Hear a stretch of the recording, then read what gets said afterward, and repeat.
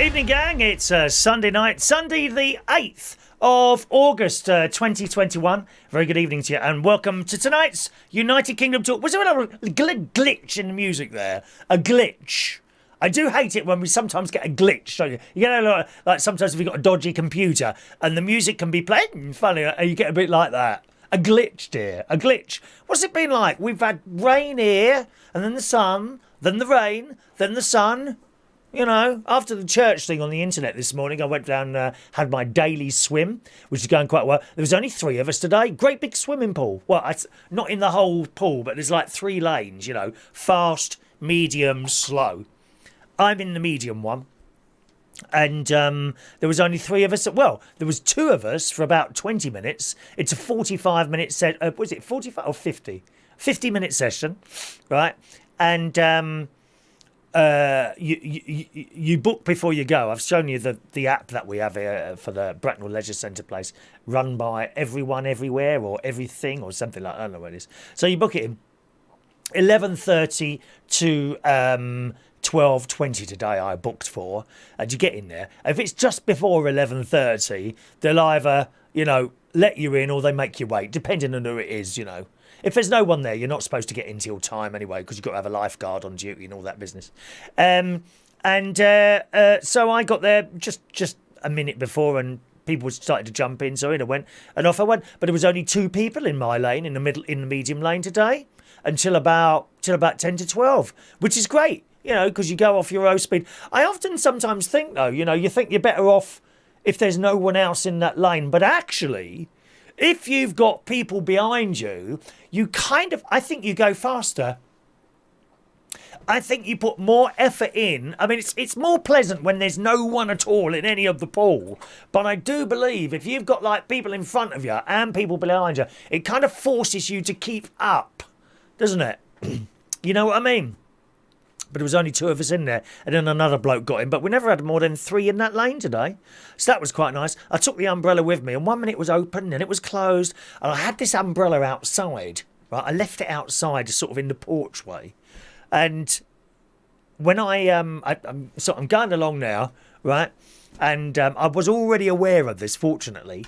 As I was going along, it started coming down a little bit. So I opened the umbrella, and first of all, I opened it, and started, I held it away from me and twisted it, and sure enough, I knew what would happen. Spiders and an earwig dropped out. 2 spiders and an earwig. That could have fallen onto my head. That earwig could have entered into my earring and done damage to the inside of my brain. I do think there's something going on at the moment, actually, because the tinnitus is much worse. I keep getting headaches at the moment. And I have to tell you, this is ever since the 2nd dose of the Astra spaceship vaccine, which was actually way back in May. It was May that I had it. 2 days after that, I noticed the tinnitus got worse, and I started getting sort of headaches, sort of there. Well, in different places actually, there and sort of over. Not bad headaches, just like a bit of pressure. You know what I mean? And it's still happening, so I think I might have to ring up the doctor about that. Not that they'll be able to do anything, I suppose, but might be worth having a little word with him. Certainly the tinnitus is a bit annoying, really. It's much louder than it used to be, and it was very sudden. It was very sudden, 2 days after the Astra spaceship vaccine. But there you go. So had my swim, came up here. When I come back here, it was sunny again. Had my dinner, and I had to wait in. Well, I didn't have to wait in, but, a large item was delivered to my house. A brand new mixer. Oh, yes. That's the thing that all the music comes from. There's one down here. This is the old one. Can you see that? Yes, you can. This thing here, see? It's actually a bit smaller than that one because I don't need this size mixer. But there's a new mixer coming. And the reason for that is the old one, or this one here, if I was to play you a piece of quiet music, you would hear it. It's a bit noisy, right? And people always recommend WD-40. Incorrect. It destroys the faders. It'll work for about 10 seconds or 2 minutes, and then it'll be noisy again. You're not supposed to use that at all. And I've got four things on here that I can put the music through, all 4 of them have now become noisy. So I ordered a new one, which I've been meaning to do for months now, and got a little bit of money in the bank now. So ordered a new one that arrived today and is sitting downstairs ready to be installed, hopefully for tomorrow morning. You probably wouldn't notice it on this particular show because we don't play music, but it's so obvious if I sort of move the thing when I'm doing my talk over for the radio show in the morning. You go, a little bit like that, you know. Most annoying. So that was the rain and the delivery. You know how it is. You know, you sit there. Come on, I wanted to go to bed. It was about 4 o'clock, and 4 o'clock the doorbell rang, or the ring bell or alarm. And you know, I must have got to the door within 5 seconds. Right, you're there. He's gone. They're so quick, those Amazon drivers, aren't they? He's gone, mate. No hanging around for them at all.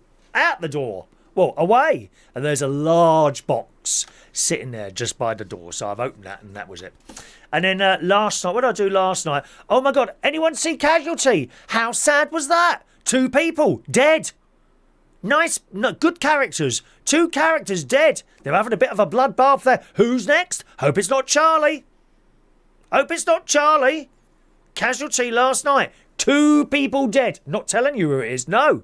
It will be a surprise if you haven't seen it yet. My sister watches Casualty. I've just spoken to her now. She's in Cyprus. They're coming home tomorrow on the old Easy Bus jet or whatever it's called.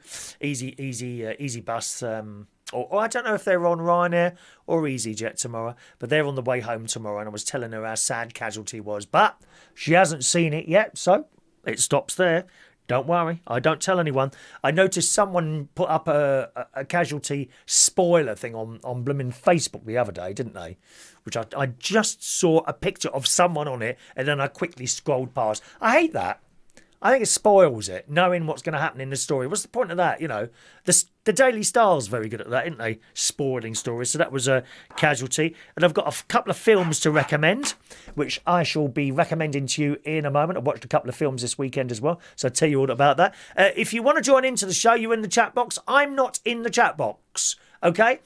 So if you're new and you want to join in with the show to get a message to me, either send a text message up there, top left-hand corner. It's just a normal text number, not premium rate. 07451 287 337 is my text number. 07451 287 337. Or you can send an email if you want to, chris@unitedkingdomtalk.co.uk. Right, chris@unitedkingdomtalk.co.uk.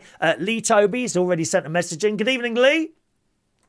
Nice to see the karaoke upstairs. Yes, indeed it was. Whether or not we're staying up there or mix and match, I'm not quite sure at the moment what they're going to decide to do. Certainly, the sound for the people in the venue, which is much more important than the people watching at home. Okay, they're the ones paying the money, right?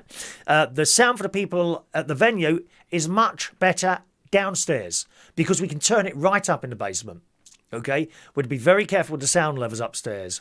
But the atmosphere upstairs is better because it's like bright and big windows and all that business. So I don't know what they're going to do. Not quite sure what they're going to do. But it remains to be seen, all right? Hello to John Parrish. Evening, John. Looked busy on Friday at the karaoke. Yes, it was very good. It's been waiting all afternoon for our little transmissions this evening. Good evening to you, John. Evening to Diane Jebb. Hello to George Bond. Gary Ross in the house. Evening, sir. Young Gary's there. Evening, Jason Hughes. Sherry. Evening, Chris. Hope you and your viewers are all having a great weekend. Yeah, it's all right. It's all right. John and I did a bit of gardening and tidy up, so we're both pleased with ourselves. We couldn't really do it today. I want to cut the grass, but it's a bit wet at the moment. Don't like to cut the grass when it's wet. You get a rusty blade, don't you? You know. Evening to Shania on the Isle of Wight. Evening to Mark Bowles. Hello, Mark. All right, love. Oh, his little boy hid his gear stick. Or hid, you know, the... Do your children hide stuff? Anyone got children? Do they hide stuff? What is it about kids and hiding stuff? Mark Bowles, apparently his little boy, he's 4, I think it's 3 or 4 now, he decided to hide the gear stick knob. And I think they found it in his girlfriend's skirt or dress or trousers or something like that. How long did it take you to find that then? They do. Children hide things. I have it with great niece Evie and Harry. They like to hide my phone. Much to the point that I don't always bring it in the house anymore when I go and visit them. It's so annoying. You have to hide stuff from them so that they don't hide it from you. Why do they hide things? And great nephew James, I think it was, he hid my keys. Hid my car keys. Oh, it's a nightmare, isn't it? Kids hide things. Mark Bowles lost his gear stick knob. Evening, Mark. Hello to Vera. Evening, Vera. Thank you. Vera likes the Dalek. I've got a couple of Daleks, a large one and a small one there, Vera. Hello, Vera, my darling. And evening to Andy, who enjoyed seeing the karaoke back in the main bar there. Thank you, Andy. Good evening to Reese. Have you decided if you're going to put that quartz clock up on your wall? What, in the Mirable studio? One minute. At the luxurious Waterside Media Centre. Haven't decided yet. No, haven't decided about that yet, Reese. Not sure what I'm going to do with that. Gary, my nephew Gary, is trying to fix the old clock at the moment. He's actually managed to get the little clock at the bottom working. Okay, he said he opened it up and he found one of the cogs is a bit loose. He's put it back together, but it's still looking a bit loose. But the dates on it, because it's similar to that, they click over automatically. That's not happening anymore. So we don't know. We're not sure what we're going to do yet. Thanks for asking there, Reese. Good evening to Mr. Charlie Ray. Evening to you. Evening, Charlie. Evening to you. Evening to Ollie K. Evening, Ollie. We got three young lads here. Reese is 11. Ollie's around 13. Charlie Ray 12, something like that. Are you? Is that your age? Yeah, you could have a little club going on there, couldn't you? You know, have your own WhatsApp and talking to each other where we're doing this, like when you talk to the people on your computer games, isn't it? I think great nephew Harry does that. He's 8.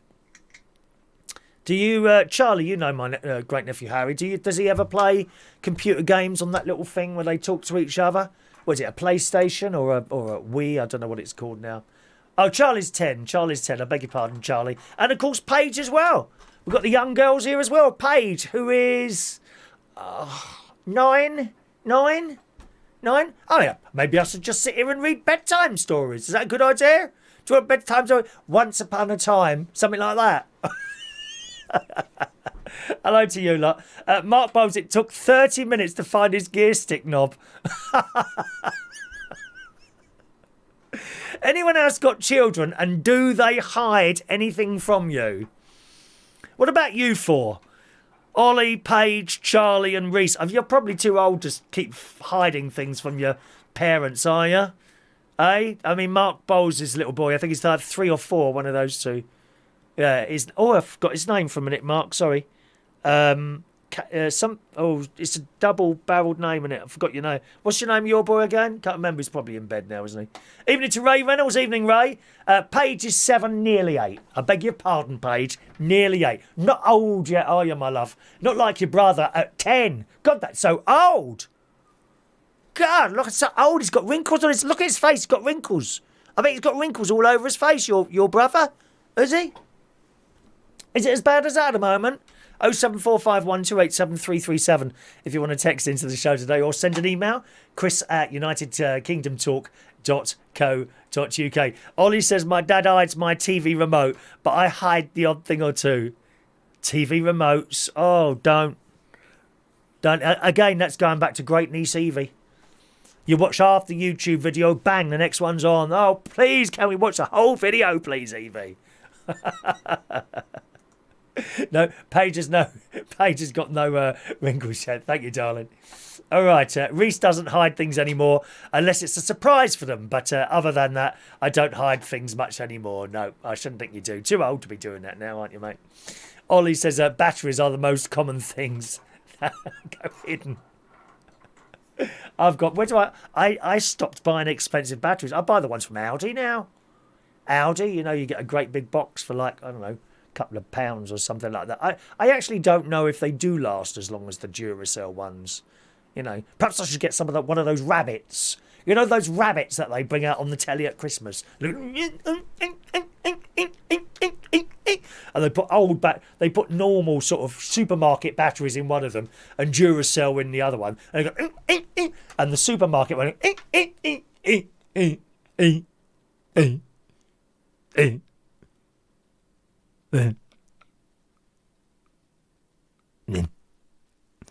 then the Duracell one is it's still going, isn't it? Has anyone done that experiment with the Duracell batteries? I do put Duracell batteries in the clocks. In all my clocks. I've got another one over here. What was that one on there? There's another one over here. You see, that's my one. I don't need that. I've got clocks on the computer and all over. I like clocks. I really like clocks. I've got a wall downstairs. It's got all different clocks on it, telling the accurate time there. John SJ, thank you very much. SJ, that's his boy's name. Sorry, I forgot his name there. SJ, who goes and hides stuff. 30 minutes it took him. And it's annoying when it's your keys or your mobile. Worst thing, worst thing, keys. Keys. Second worst thing, wallet. Third worst thing, mobile phone. Anything else, whatever, Those are the things, though, isn't it? I hope none of them are listening.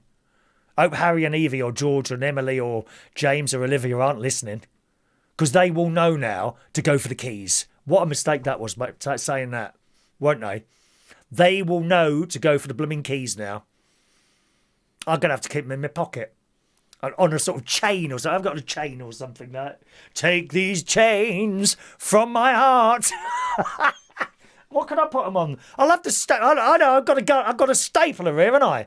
I could staple them to my ear like that, on a string. Don't try that at home, kids. I've got to say that now because we've got young people watching. Don't try that at home. Not a good idea to put a staple in your ear, okay? Here's one for you to try, Mark Bowles. Next time SJ does something bad, get a gun stapler and carefully staple the child on the wall by putting staples through his T-shirt or something. Hey, up high so he can't get down and go like this. It'd be like one of those little beetles that accidentally turn upside down somewhere, don't they? And they're like that, aren't they? When I was in Australia years ago, when my cousin was getting married, and we were going along in a place called Cairns, which is quite tropical there. It's very hot and sticky and steamy there. Lovely place, right? And as we're walking along, we saw a very large beetle, and it was on its back, like that, going like that. I don't know how do they turn over? How does that happen? How does that happen? Anyway, this beetle's on its back, and my cousin's wife, was it soon to be wife? Or, yes, they just got married. My cousin's wife, very carefully, because she had a heart cold, she very carefully kicked over, with the end of her foot, kicked over the beetle so it went back on its normal. There you go. And it immediately stood on its hind legs and hissed at her. The moral of the story is, don't help upside down beetles. Very dangerous. I had a stag beetle fly in my head once. Yeah, I was about 19 or 20. I was in a pub called the Highwayman in Roehampton. It's gone now. And I was with my my girlfriend at the time. And everyone was going on about this blooming beetle that had obviously flown in from outside. It kept going round and round the light in the middle. Why are they all going on about this beetle? Anyway, I completely ignored it, and then it made a beeline from my head. And I had loads of hair then. I think I had a centre part in then. I had flicks. I think I can't remember now. Maybe I didn't have flicks at that point. But anyway, and this beetle flew into my hair. I ran out of there. Get out, get out! Horrible things. And they got pincers like that. Like the back end of an earwig, but two of them, like that. I told you, an earwig dropped out of my umbrella earlier, didn't it? On the inside. If I'd have put that out on my head, it would have ended up on my head. And the two spiders. Very frightening. Very frightening. Paige says her brother hides her phone, does he? Is he quite good at hiding it? Paul in Cornwall. Good evening to Paul in Cornwall. It was Joe's birthday yesterday. We had a Chinese takeaway. Ha! Chinese takeaway! Did you have number 15? What number did you have? Chinese takeaway. 15 of us. Well, I hope you didn't have to pay for that. Sod that, mate. 15 people for a meal. I hope you did. Did you have to pay for that? Jeez. I can't be doing with Chinese food. I tried it once. I was as sick as a dog. Did not agree with me at all. I don't like... I'm sorry that it smells. I believe it's fish oil they cook stuff in. Not for me. Doesn't mean it's crap. It's just not for me. Do you know what I mean? He said it was fun of froths. Over 40 chickens' balls. Oh, those poor chickens. What a thing to remove and eat. Chickens' balls. Oh, there's some sick people in this world. There really is. Over 40 chickens' balls and lots of prawn crackers. Oh, no. Not for me, mate. Not for me. Anyway, as it was her birthday, we better sing to Joe, as it was her birthday yesterday. Here comes the song.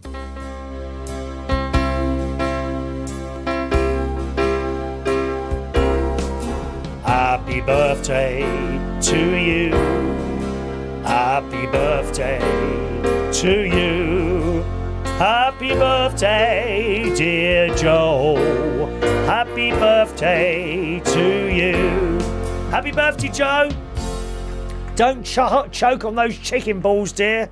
Oh, no, that's not my idea of a nice meal out. Chicken balls, nice pizza or something, a nice veggie burger. Not Burger King, though. Christ, how much was that expensive the other day? You know, I decided, as a treat, I took my nephew and 2 of his children, and there was me. Is that it?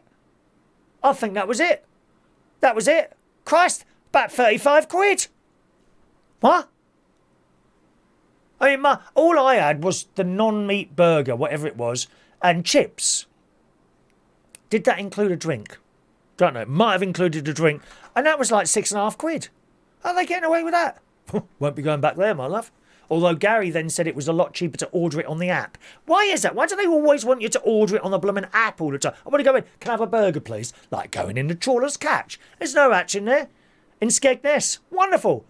Chips and beans, please. Oh, I'll have a pineapple fritter. Oh, well, go on then. Some onion rings, please. And a cup of tea. Thank you very much. There's no app. Tap, tap, tap, tap, tap. And those screens at McDonald's. Oh, touch. Oh. By the time I finished touching things on this screen, my finger was feeling all funny where bacteria tried to enter my body. They don't want to. I don't think they want to talk to you, do they? No one wants to talk to you. Touch. How many more nasty little fingers have been touching on there? Horrible. John says, Sherry's terrible. She often hides my wallet. Frightens the life out of me. No, she doesn't. There's nothing in your wallet, is there, John? You won't take it out of the bank, dear. There's nothing in your wallet. Well, you'll have a nice new sticker in your wallet soon. That's in the post. Okay, that's in the post. Has it got there yet, as a matter of interest? George Bond says, when I put my stuff down, my nan moves it, so I can't find it. Then when I ask her, she goes, I don't know where you put it. She moves it. I bet she moves your speaker, your computer, so that you can't watch me. Is that what she does, George? Is she moving stuff so she can't see me? Is that what it is? Shocking state of affairs. Vera, I thought you meant the other type of rabbits. Rabbit. Reese.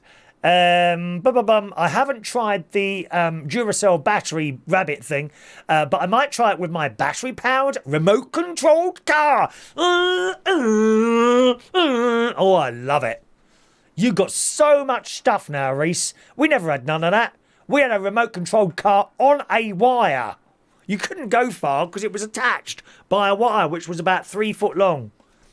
All right then, 2 meters.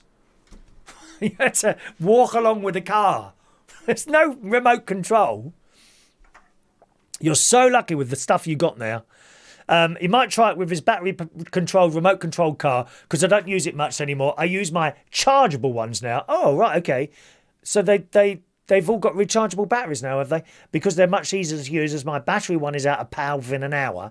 But on each charge, my chargeable one takes 2 hours roughly. So I might try that on on a channel. Okay. I always used to think that when you got your ears pierced, they use a stapler. I don't know what gave me that idea. I've had my ears. Can you hear? I don't know. You probably can't see. I did have earrings once. I did. Back way before you were born in the 80s, there was a fashion with big, great hoop earrings some of the boys wore, and I was one of them. And it's kind of like a stapler, if I remember rightly. They put your ear goes and they go. It's very quick, pretty painless actually. Yeah. I'm sure it was some sort of gun, staple gun or something like that. And he says at McDonald's they don't want to talk to you because they just want to make money. It's more cost effective to have screens than have people being paid taking the orders. I'm sure it is. I'm sure it is. I mean, our McDonald's here in Bracknell, the customer service is non-existent. You know, if you've got a problem, they're not interested. On the We Love Bracknell Facebook page, they're always... I tell you what I do find... a lot of the complaints on that Bracknell Facebook group that I'm on, right, are for Uber Eats or Deliveroo, I think it's called. And I think there's another couple. People get the wrong orders. And some people, they don't get their orders at all, right? And then... The bloke says, well, we've delivered it. And they send them a picture of the delivery outside someone's door, and it's not their door. It seems to happen really often. I can't believe how you can make so many mistakes like that. You know, and someone might put on the Facebook group wall, here's a picture of my meal that someone has delivered to an address. It hasn't got to us, so enjoy it on us. People don't get the food. Often. 2 or 3 every weekend. Guaranteed. Ollie, all those stunts are performed by professionals or are accompanied by professionals. Do not try that at home. Thank you, Ollie. Fran, good evening to Fran. Green evening, Fran. We're all well here. And evening to Rumble Bumble, who says, get your whip out. I've missed all of your shows last week. Shocking. We'll have to send Mandy Davenport round to deal some pain and suffering to you, my friend. Right. As I said that, the tinnitus suddenly got worse again. It's gone down again. It went really loud and then went down. I must go to the doctors about that. I wonder what that is. Don't know why it would get loud so quick. Tinnitus, just in case you don't know, some of the younger people, it's like a buzzing in your head. It's like shh, like that, and it gets really loud, and it's like a high pitch at the moment. It's like a high pitched noise, like a mosquito repeller thing. You know, you get these little speakers that you can put outside. I suppose it's just like that, and it's constantly in my ear. I used to be able to completely ignore it, but not so much in the last couple of months for some reason. Anyway, Rumble Bumble says, just back from my Scottish NC 500 tour. Had an awesome time with some lovely wild camping. You remember he went wild camping, Rumble Bumble? He told us about it some time ago. Had an awesome time with some lovely wild camping in the mountains and next to some lochs. Did you go to Loch Lomond? By yon bonny banks and by yon bonny braes, where the sun shines bright in Loch Lomond, where me and my true love will never meet again, on the bonny, bonny banks of Loch Lomond. Yes. Did you sing that while you were there? I hope you did. He said the little bike did good and had lots of comments, as most bikers do it on large touring bikes. Well, I'm back and we'll catch up on the old shows eventually. Thank you very much, Rumble Bumble. Evening, Mandy. Thanks. Mandy's standing by. Yes, a bit of a problem with Rumble Bumble. He has been camping and did say he was going to go away. But nevertheless, he's apologising for not being there for the shows. Because if you could send out some discipline to him, please. Thank you very much. Thank you very much. That's it. Reese said, did you see Nessie? Nessie, the Loch Ness monster. Oh, that don't exist. I can't believe that exists. We would have seen it. They've sent all sorts of things, radars. There was a picture in the paper only last week or something like that, I think. And someone had drawn a sketch of it. Oh, please do me a favour. Richard, yes, you did. Tinnitus is a sign of high blood pressure. I did deal with it, actually, Richard. I went out and bought a blood pressure monitor. No high blood pressure. In fact, it's a little bit. It's at the lower end of the of the meter on there. No high blood pressure, no racing heart or anything like that. Very strange, Richard. Thank you for your concern, my dear friend Richard, who I can rely on at all times. Thank you, Richard. Alrighty, let's have a look then. Boris Johnson. Boris Johnson has missed.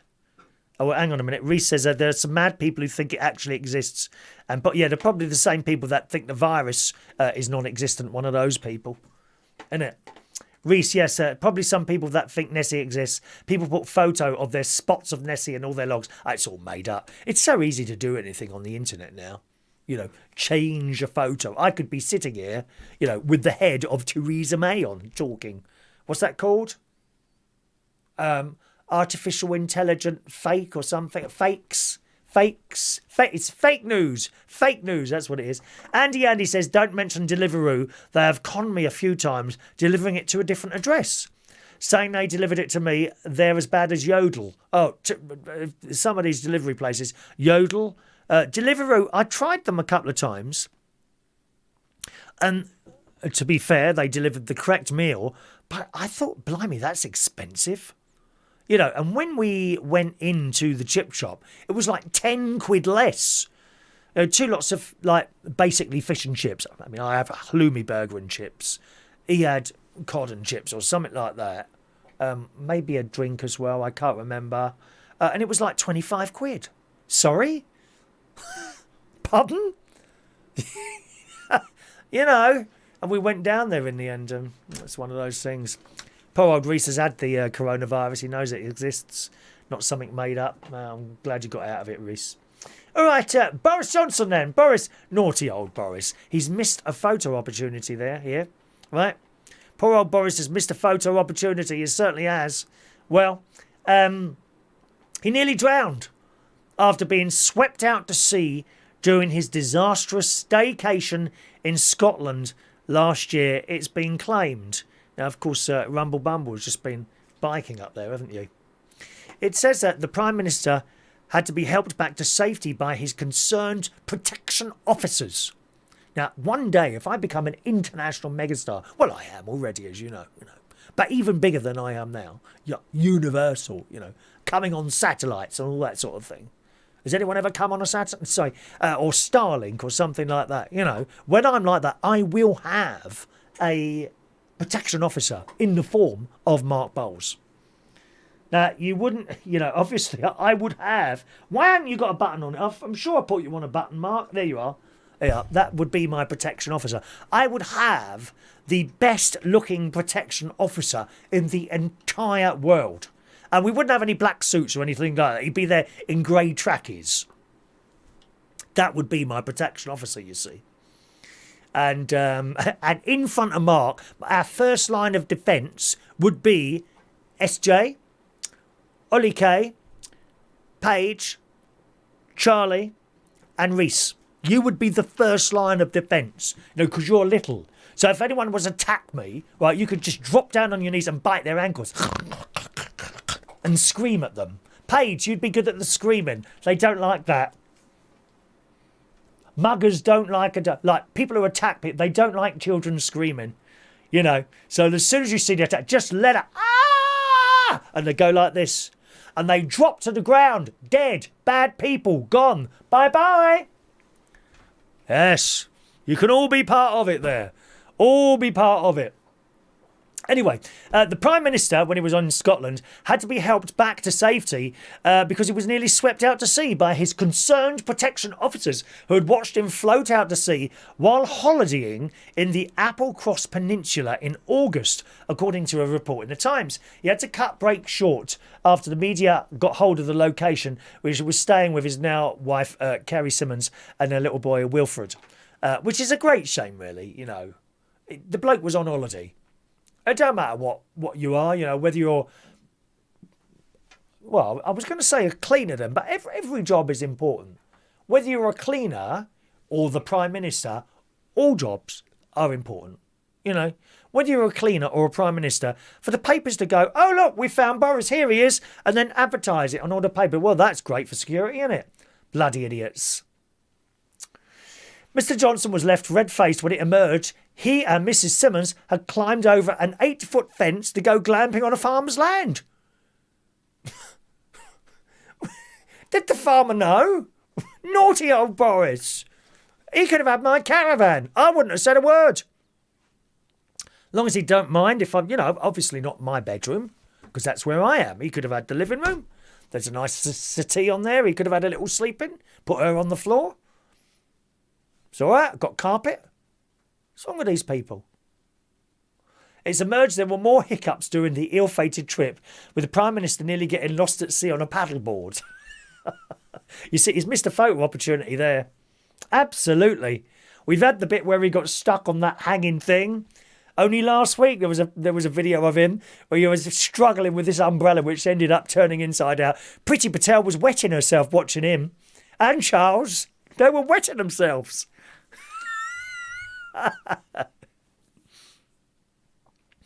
A source told The Times he nearly drowned. He was taken out by the current. He got swept away and found himself going further and further out.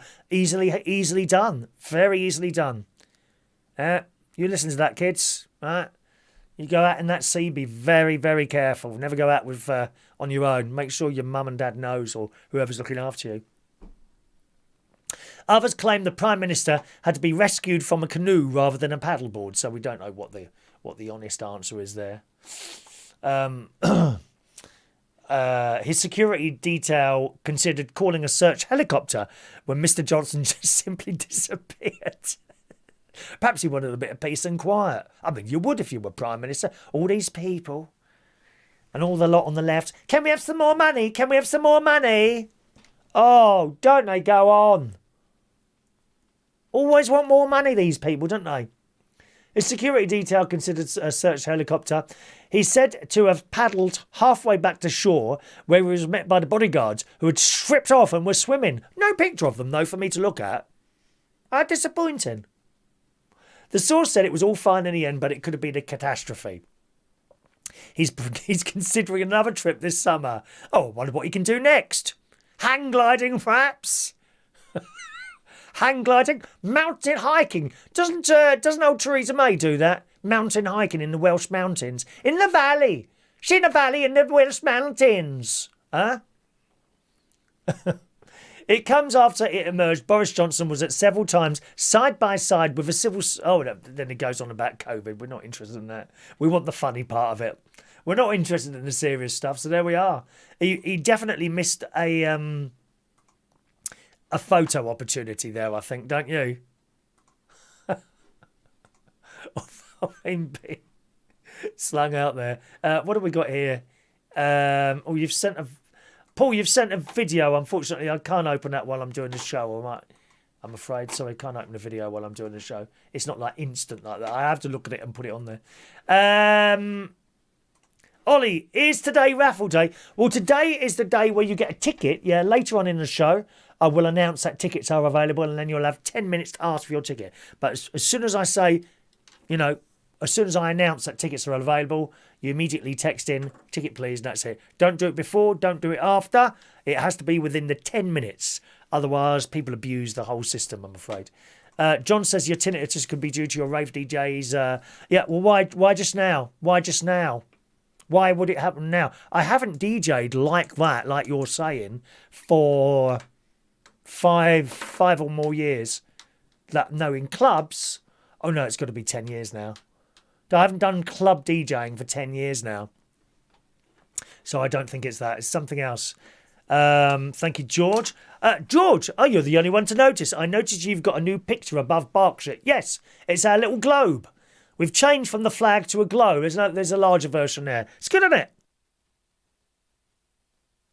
I've kind of been using that more recently, rather than the bog standard Union flag there. Talking of Union flags, there's a story about the government who have bought loads and loads of flags. Has anyone seen this yet? Loads and loads of flags. If I can just blooming find the story. Where's that gone? I put all these in orders earlier and they're not there now. Where's the flag story? I can't find it now. Here we go. Here we go. Daily Mail again. See what you think about this. The government has spent £163,000 on Union flags in 2 years as part of its drive to boost pride in the national in the national symbol. Oh, the Guardian are doing their nut, aren't they? Oh, all that money spent on flags. You should have given it to the poor people. Money well spent, if you ask me. Worth every blooming penny. Absolutely. Absolutely worth every... Oh, they hate it, don't they? Those Guardian readers, they actually hate the own country that they live in. Awful. £163,000. Let me tell you, that's not a lot of money. In comparison to money that the government deals with, that's nothing. It's a drop in the ocean. Not for you and me. It's a lot of money. You just imagine that, Ollie. I'm just going to write you out some £163,000. I'll send it to you in a box. What would you do with that, eh? But to the government, it's not a large amount of money. You know? Charlie, what will you do with £163,000, eh? What are you going to do with that? You're going to buy your mum a nice home, eh? Or another home. You've already got one, haven't you? You could have 2 houses. You could have a caravan. Not next to me, because you make too much noise. I know, you and Paige. Too much noise. On me like this. Eh? It says the figure spent in 2020 and 2021 amounts to 85% of flag purchases over the past 4 years. Yes, and? What's your point? What's your point?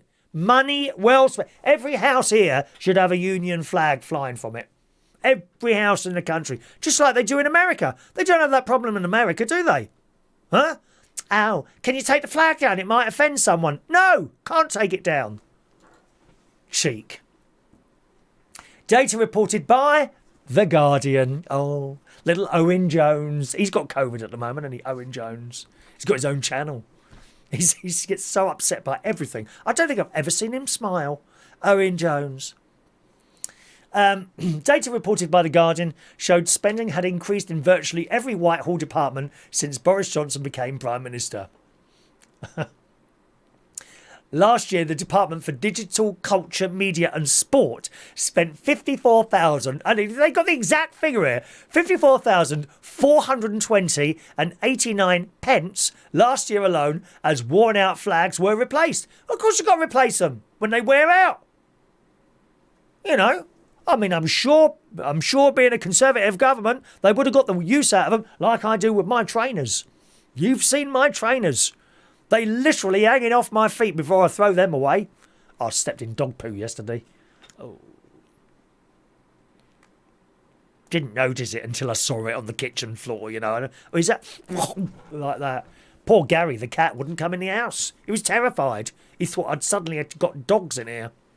Mind you, oh, talking of dogs, I've changed my ring tone so that if anyone comes near the house now, the little speaker that's downstairs sounds like there's dogs in the house.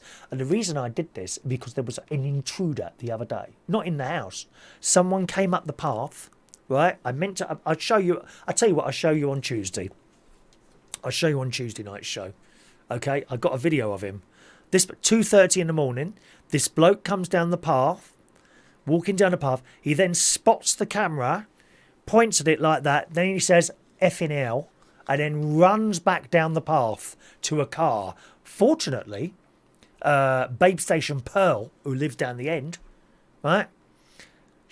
Her dog started barking, so she looked out the window and saw the car. Anyway, a report has been made to the Thames Valley Police. Thank you very much. I mean, I could show it to you. Do you want to see it now on the phone?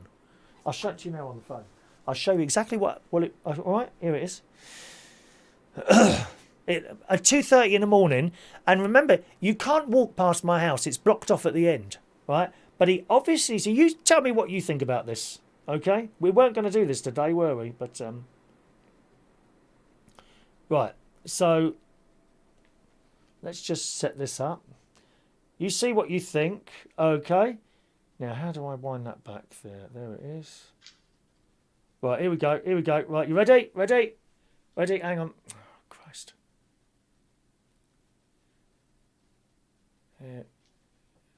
Where is it now? Right, look, look, look.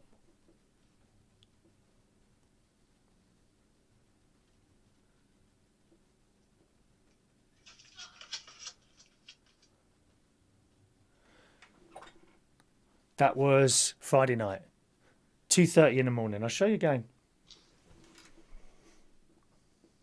He spots the camera. Watch. Point straight at the camera.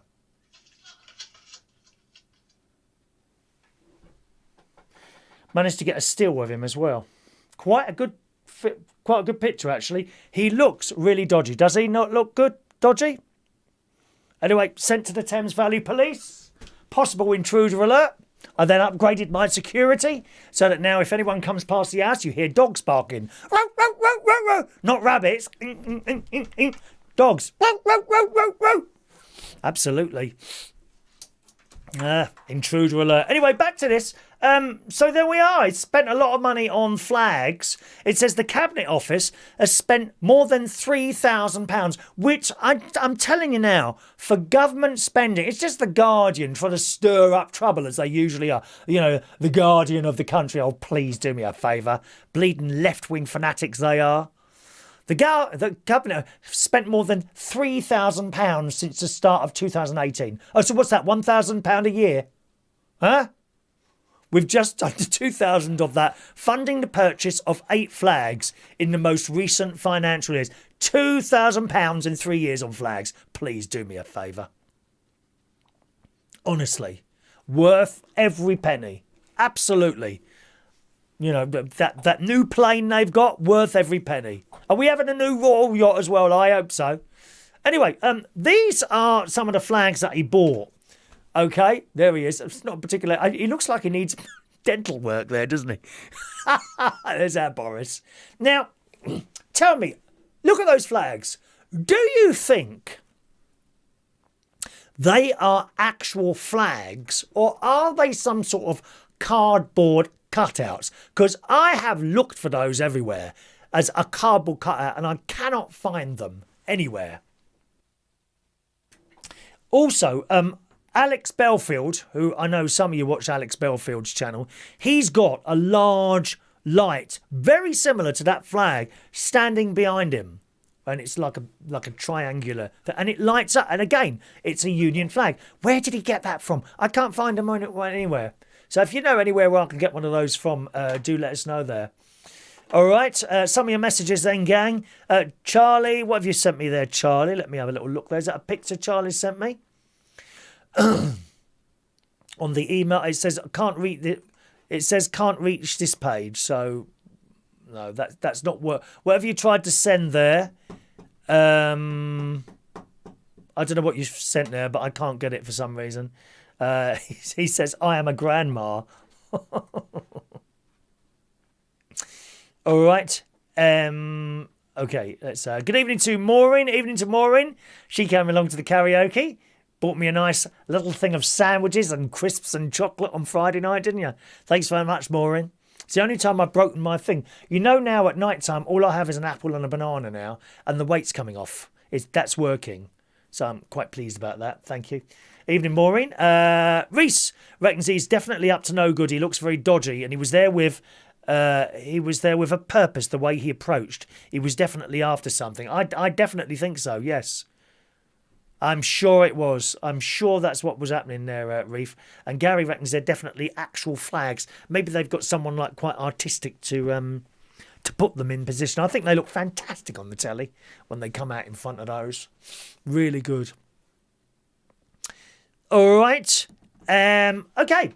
So that's the Boris thing there. 07451 287 337 for your texts tonight, my darlings. Okay, have you ever stayed at a really posh hotel? How much was it? Anyone ever stayed at a really posh hotel? Something like the Ritz, maybe. 1 minute. No. The Ritz. Or Claridge's, maybe. Somewhere like, hundreds of pounds a night. Well, I ask you this because it turns out that you don't actually have to stay at a really posh hotel anymore to spend a small fortune.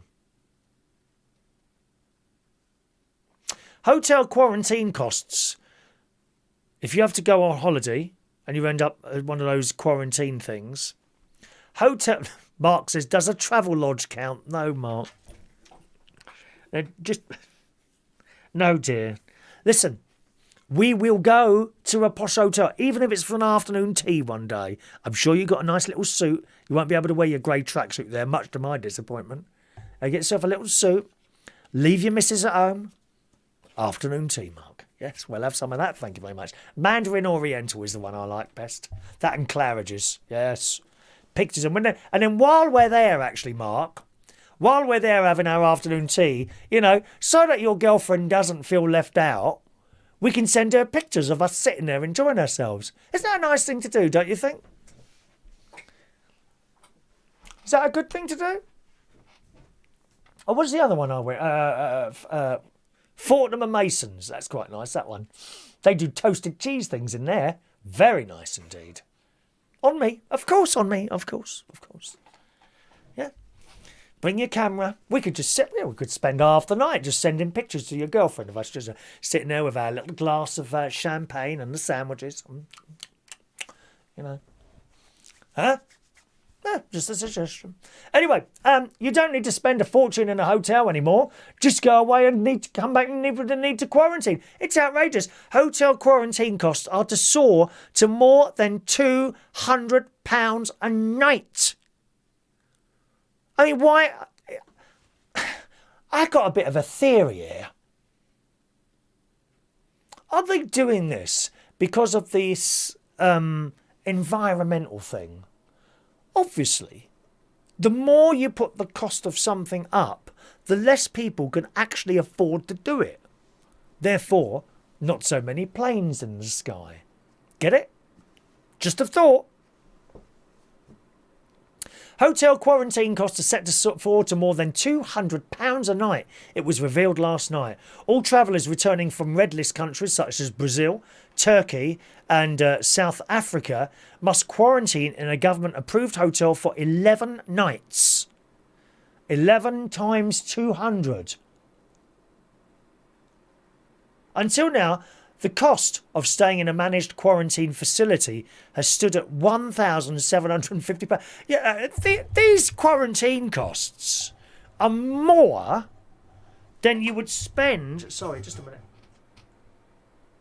More than you would actually spend on the flights and the hotel over there probably doing stuff as well and coming back again.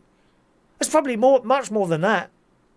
I certainly know my sister and her husband, they're coming back tomorrow, incidentally, from Cyprus. They're there to visit their daughter, though, so I understand the need to want to go and visit, yeah? But if you've got no need to leave the country, I wouldn't be booking anything at the moment. Well, I'm not. End of. But their holiday has increased with just tests, no quarantine, by £400 by the time they've done all these little... one before you get on the plane, one when you get there, one before you get on the plane, and all that business. £400. She said it's more... The tests come... There's people making an awful lot of money out of this COVID thing. An awful lot of money.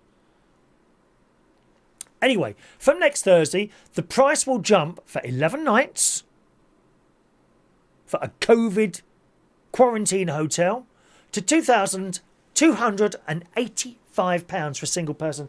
I've got no tissues in here, have I? Oh, here we are. Excuse me.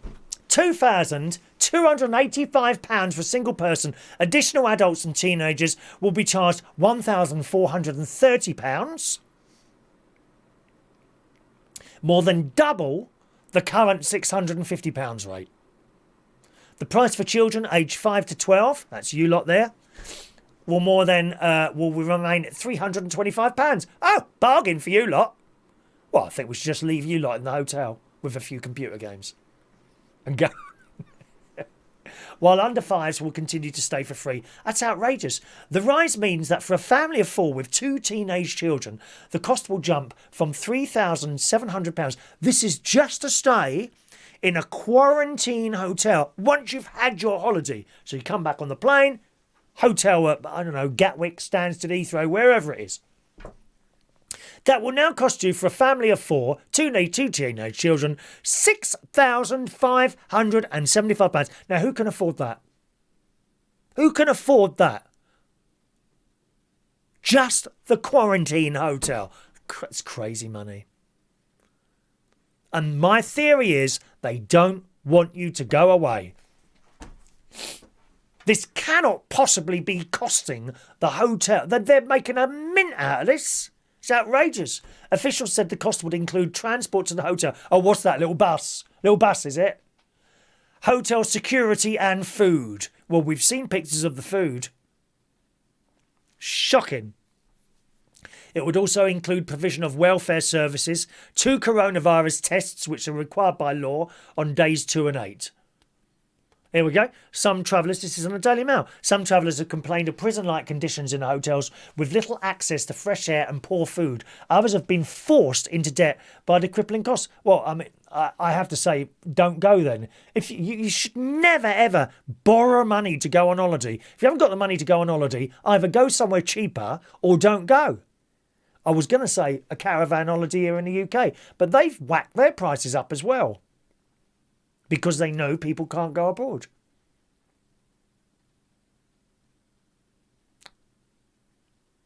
Shocking. And I feel sorry for people with families who haven't got a lot of money. They can't afford to go anywhere anymore. That can't be right, can it? I suppose they can do days out. But you know, if you do a couple of days out every few days, that all adds up, doesn't it? It's the whole idea of going, oh, you just pay one price and that's it. All your days out are covered for 1, maybe 2 weeks. If you're a lucky person, you go away for 2 weeks, or the Disney thing. But already, if you even if you're like sort of got a bit of money in the bank, if you've got a bit of money, it's expensive to go somewhere like Disney, Euro Disney even, somewhere like that. Now, I don't think France is on the list, but if they go on the list, then again, the cost of the quarantine hotel for a family of 4 people, 2 teenage children's mum and dad or whatever, it's just crazy. I don't think they want people to travel. And last month the government announced solo women travellers will be given female guards following allegations of sexual harassment. I mean, it's just... Failure to arrange a quarantine hotel is an offence carrying £4,000 fine for people returning from a red list country. Offenders still then have to pay for a hotel. Breaking quarantine rules attracts a fine of £10,000. Wow. Some of your messages on the subject of that bloke looked like he was up to no good. The trouble is they must know that you were not there because of your car. Well, I was here, and the car's in a garage, so people don't know whether I'm here or not. I was here. This is Friday night. I was here. 2:30 in the morning. What time would I have got in Friday? About 12, 10 past 12 I got in Friday, 12:15. I was in. But I was asleep. Obviously up to something. Gary Ross, Backpackers Hostel. Do you and Mark? I like the sound of that. Yes. I'm sure we could bunk up in one of those places, couldn't we? John, Al Burge in Dubai. 7-star hotel. He got discount, so I worked on it. Oh, dear. 7-star hotel. I can only ever dream of being in a 7.5-star hotel. I've never stayed in a posh hotel. Never. No, I've gone to afternoon tea there, as you have. The top one being Claridge's, of course. Not far, and Mandarin Oriental, literally just below that. But only afternoon tea. I've never actually stayed in a posh hotel. I've often thought about doing it, maybe one for my birthday one day, and just splashing out and spending a night in there or something like that. Be quite nice. Not like the Arab people and Arab boys go in these places and they spend 2 weeks in there, don't they? Don't worry them how much it costs. It'd be most lovely that. Mark says, ever thought they put the prices up high to try and cover some of the hospitality costs that they lost through COVID when shut? Yeah, I'm sure. That's the case, Mark. But who can afford these prices, He says about that old bag won't even bother with a photo. Reese, please don't leave me in the hotel with a few computer games because I don't really enjoy playing them. I only play sometimes, but I get bored quickly and don't understand the point of them. You're the same as most of us older people then, Reese. We don't get... I just don't understand someone... and there's lots of people that do it, including my nephews. And their friends. People spend hours playing these computer games. It's not for me, really. Not for you either, according to that. Vera says it's ridiculous to charge that kind of money. It's rich people wanting more money. I'm sure it is. Yeah, I'm sure it is. The staff will not get paid more to do all this. Oh, no, they'll all be on minimum wage. Those staff in the hotels. You know that. £2,000 odd. Hello to Carl, our Sprinter van man. Hello to you, sir. World gone mad, too much greed. Went to Ford Fair at Silverstone today. Diesel, £1.60 a litre. Oh, shocking. They wanted £9.50 for a burger, £5 for chips. Everything getting expensive. It certainly is. I tell you what, you do notice if you use like credit card or debit cards, stuff like that, and you go out twice in the week for like anything as simple perhaps as a simple McDonald's. I know when me and my mate, we were going sort of once a week at one point. That's stopped now, fortunately. But we'd go maybe one night, £18. If you're going to go to McDonald's, you might as well have what you want. Don't get there and, I'll just have that because that's only that amount. Either go or don't go. And we do have sort of fairly large meals. I'll have a veg. This is my McDonald's, right? My McDonald's would be veggie burger, chips, vanilla shake, little cheese things, either mozzarella sticks or they do these other things, apple pie, ice cream, and maybe a Coke. That will be my McDonald's. His is similar. That comes to about 18 quid. So we might do that on Monday, And perhaps, I can't be bothered to cook today. Let's just go and get some chips. And there goes another 20 quid. Well, that's 38. It's when you eat out, it's extremely expensive. And we're not even sitting in a restaurant. And it's the same we discussed before about these sandwiches at petrol garages. Some are reasonable, some are not. There's been a couple of times now where I've stopped at a garage for maybe a sandwich, a bag of crisps, maybe a bar of chocolate and some sort of drink, and it's come to like £7.5 quid, £7.50. And the other day, I went to a small convenience store on the way home, not far from Richmond actually, in Mortlake. So I went in there, like a little Asian shop it was. Young lad working behind there. I picked up a sandwich and like a Volvoic something or other, like an orange drink, not fizzy, and a bag of crisps, and it was like not even £4, which is reasonable. The sandwich was about £1.50, £1.45 I think it was, something like that, in the little Asian shop. BP Garage, those sandwiches, they can be £5. How do they do that? Because people pay it. But Vera said to me the other day, she said you should make your own sandwiches. Even if I bought a loaf of bread and a packet of cheese and some crisps, I use 2 slices of the bread, throw the bread away, slice off a bit of 2 slices of cheese, threw that away. That would even still be cheaper than stopping at the bleeding petrol garage. Shocking.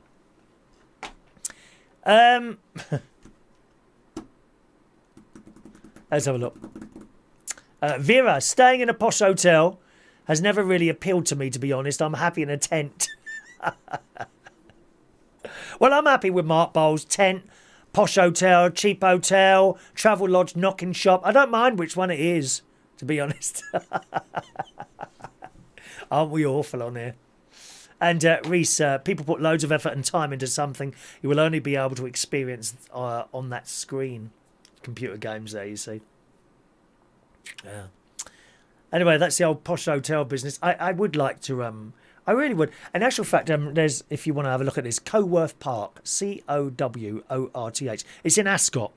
And I've been there many, many times for afternoon tea, and I've always thought to myself, I'd like to stay here. The grounds are beautiful there. Really. You see, the thing is, if you stay in a hotel in London, it will be posh and expensive and all that, but you won't have the grounds like you'll get to something outside here. And Coworth Park has got the most amazing grounds.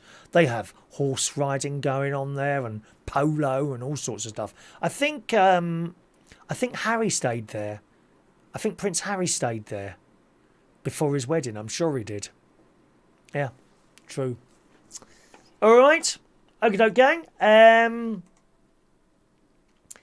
Let's have a look here. Little sausage dog. I've got a picture of a sausage dog here. Look at this poor little sausage dog. Oh, you don't like it when pets have accidents, do you? Look at this one here. Now, it's different. I'll tell you what that is. It just looks like he's under a chair or something. Actually, he got stuck. Daily Mirror. 5 crews have rescued an unlucky sausage dog. They're the long ones, aren't they? I mean, their stomachs are practically touching the floor, aren't they, those little things? 5 crews have rescued an unlucky sausage dog who lodged her head between the sections of a wine rack. And that's it. Oh, you poor little thing. The pooch's worried owner called a rescue team to her home in Waterbeach, Cambridgeshire, last week after finding her sausage dog, Millie, also known as Dutch Hound, and a Dutch Hound. Millie, with her head stuck between 2 metal bars. The rescue team freed Millie by splitting the metal with bolt cutters, giving her space to wriggle free. It took them 30 minutes. Good news, the dog was unharmed, boys and girls. The dog was unharmed. I'm pleased to let you know there, all right? We've got another dog story coming up in a moment. Reese says, I don't really like abroad holidays. I like somewhere like the Lake... You're very similar to me, Reese. You're very similar to me. I like somewhere like the Lake District or Mid Wales. In the Valley in Welsh Wales. Oh, welcome to Welsh Wales. In the Valley District or Mid Wales with a few friends in Land Rovers just touring around, stopping at campsites every night. And that's what we do regularly in Mid Wales. And it's more fun for me. The Lake District, I have been on holiday there, Reese. I was... I think 14 or 15 at the time. I went with the Scouts and it was wonderful. We went paddling in canoes in Lake Windermere. Yeah. And walking along, there's a long ridge thing. I wouldn't go up. I was afraid to go up there. I was really scared of heights, so I don't think I went up there, actually. But everyone else, apart from me and the leader's wife, we stayed in the van, but everyone else went onto this ridge. I can't think what it was called now. It was a long ridge, and it looked on the picture, it looked really narrow, and I was frightened of falling off, so I never went out there. But they went. Yeah, it's beautiful, the Lake District, absolutely stunning. And we stayed on a farm. Let me just see if I can bring back that memory or not.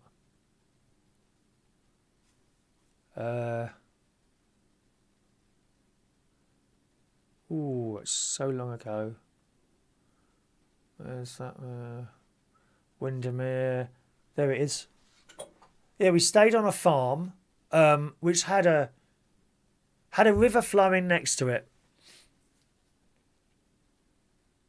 The river was very close to where we were camped, and we were just camped along there, and we had our little patrol areas. Yeah. Yeah, it was nice. And we went out night hiking with torches and that. But the leader, they were telling us where to go. I'm no good at finding a way from A to B. When I was a cub leader once, long time ago now, I was 22, 21 or 22, I think I was at the time. And we went hiking once and got completely lost. completely lost. 11 o'clock at the night, we arrived back at parents were not happy. I'm not very good at those sort of things. Well, I'm not very good at anything, to be honest. That's true, I'm not. I'm really not good at anything, I'm afraid, Leafs. So I'm glad you had a nice time there. Hello to Ollie K. Wow, there's 2 types of weather, gorgeous or awful.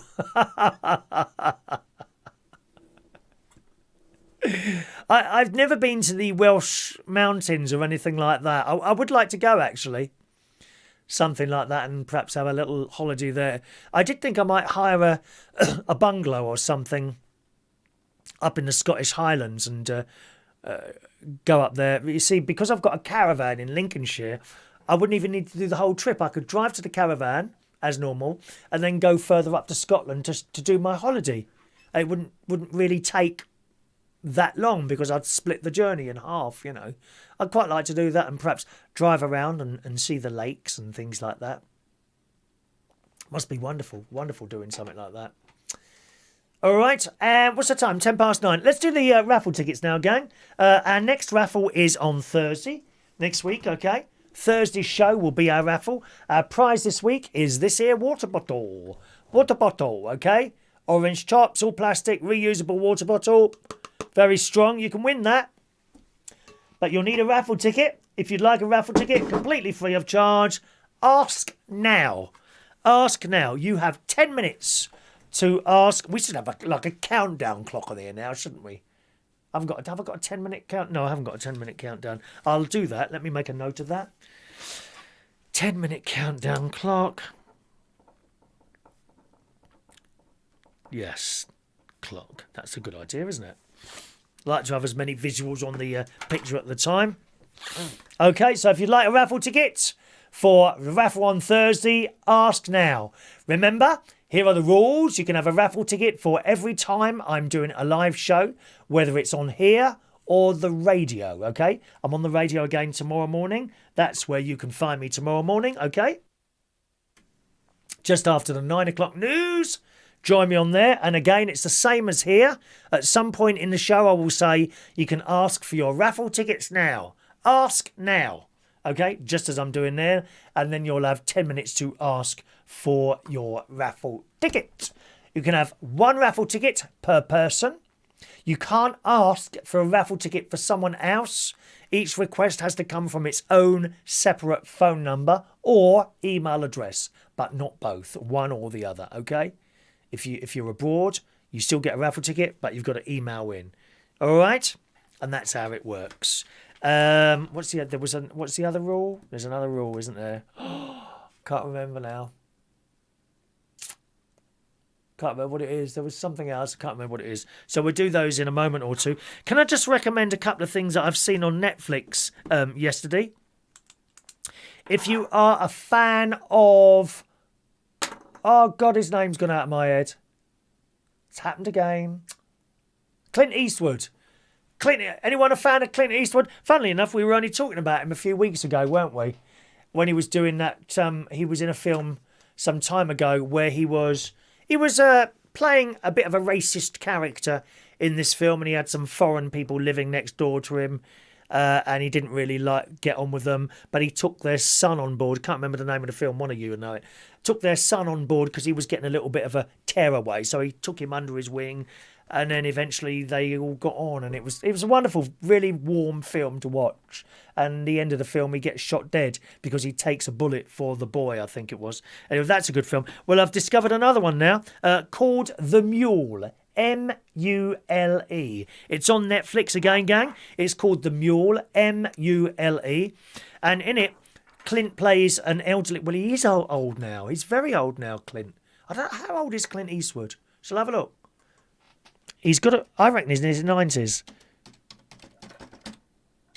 I reckon he's in his 90s. Is he? 91. I knew it. 91 years old he is. Clint Eastwood is now 91 years old. So the film... I'm just trying to think how old the film is.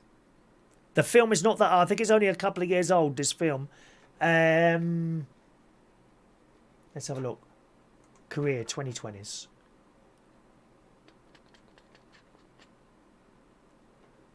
I can't think the name of that other film. Anyway, the mule basically is an old man, as he is, and that's what he plays in the film. Of course, well, he has to, doesn't he? Because he's old now. And he's not got much money. He's run out of money. He's lost his house. He likes to go out and spend money on having a good time. You know, drink and girls. And at someone's wedding, I think it is. I don't want to give you the exact story because it'll spoil it for you. At someone's wedding, someone recognises this, goes up to him and said, look, if you need some money, you can come and work for us because you like driving. I can pay you to do driving. So he takes his number and he says, well, I don't want to do anything. Anyway, eventually he rings the number and he goes around to meet these people and it's not what you expect. And he is paid to drive drugs around the country. And he's never had a parking ticket, never been in trouble with the police. The police don't know him, okay? So he starts driving drugs around the country. It's hilarious. Hilarious. And he gets roughed up a bit. And that's all I'm going to tell you about it. I won't tell you any more because it'll spoil the film. It's a good film for children to watch. Is there any naughties in it? I'm just trying to think.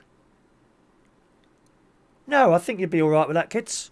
Yeah, I think you'd be all right. There's a little bit of guns and all that. You're all right with that, are you? The Mule.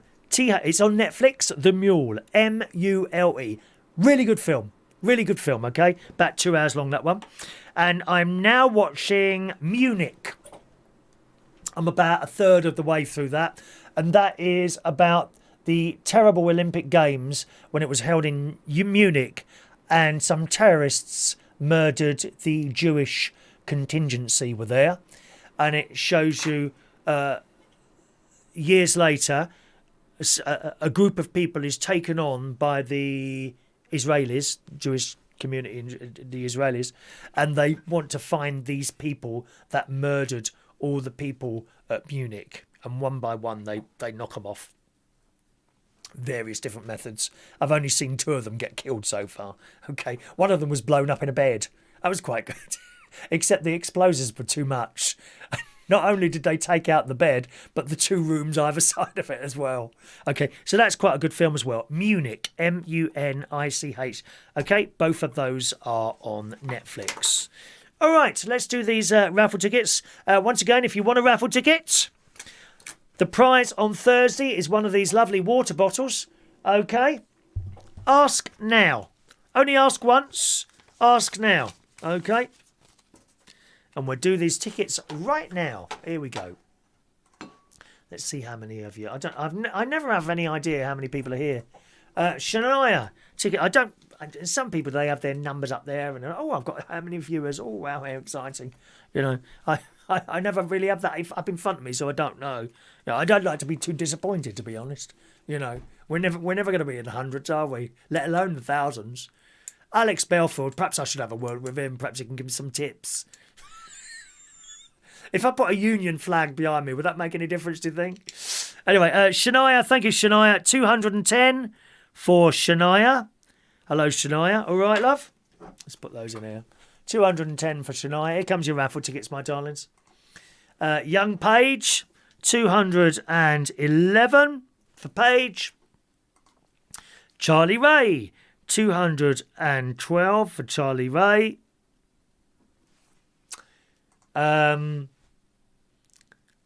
Ollie K. No, well, that doesn't matter. You can have another one if you want, Ollie.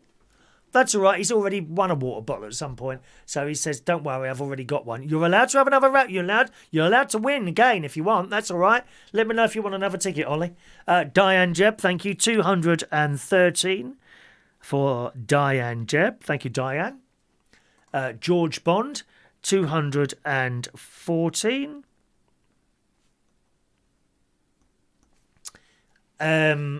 Tony King, 215.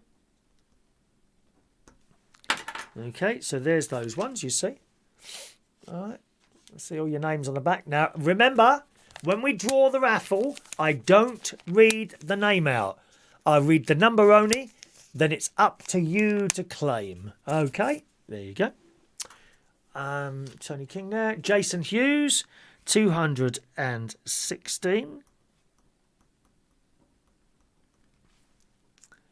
John Parrish, 217.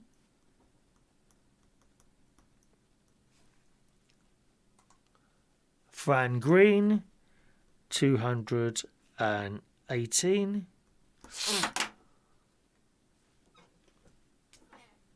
Sherry says she loves Clint Eastwood. Yeah, me too. Well, those great Western films we used to have, didn't we? Used to love that. Clint, I think he's a brilliant actor. Have you watched it yet, Sherry, that film, the Mule? Have you got Netflix there? It's really good. You'll like it. You'll like it. Sherry Parrish, 219 for Sherry.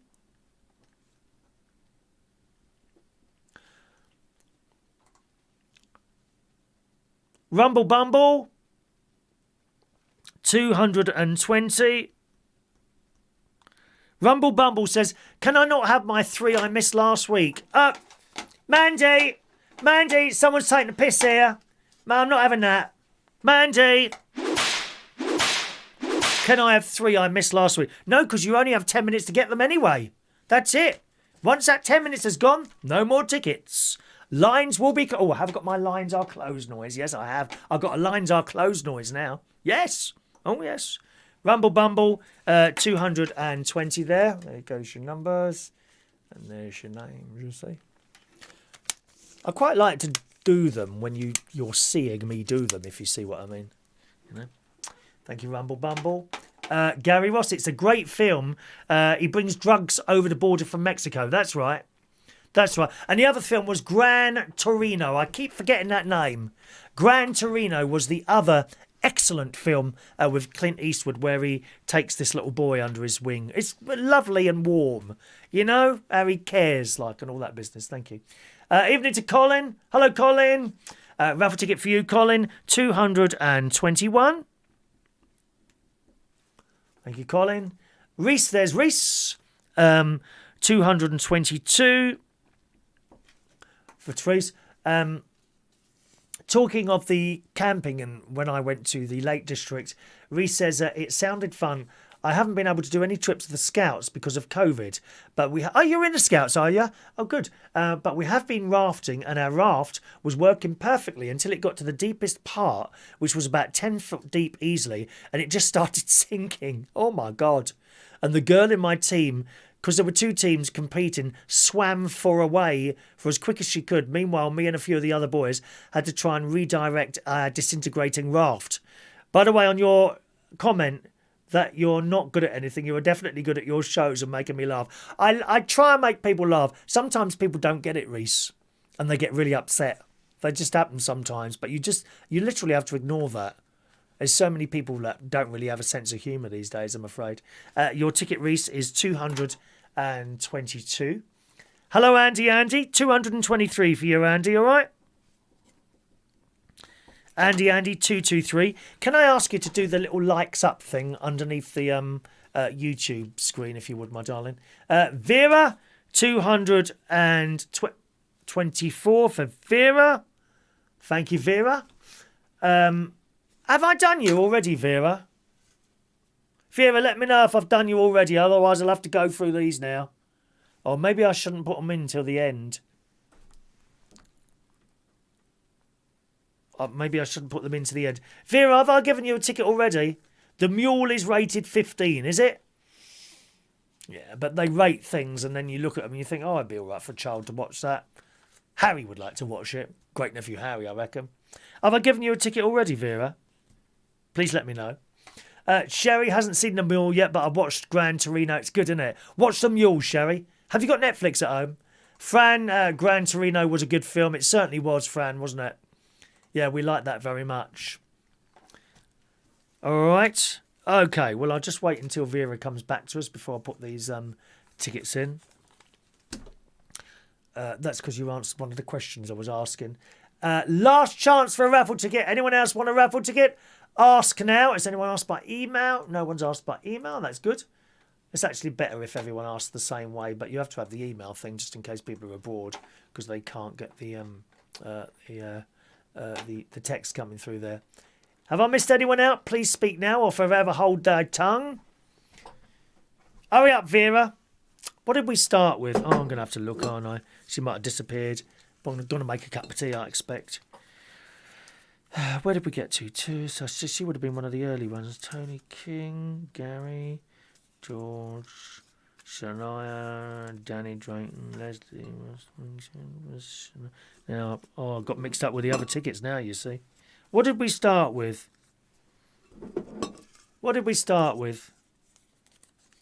Oh, I can't find another one in here. I'll leave it there for a moment. I think I'll leave that there for a moment to see if she comes back to us. All right, and then I'll put the rest of them in. Let's put the others in there. Colin K, Reese and Andy. There you go.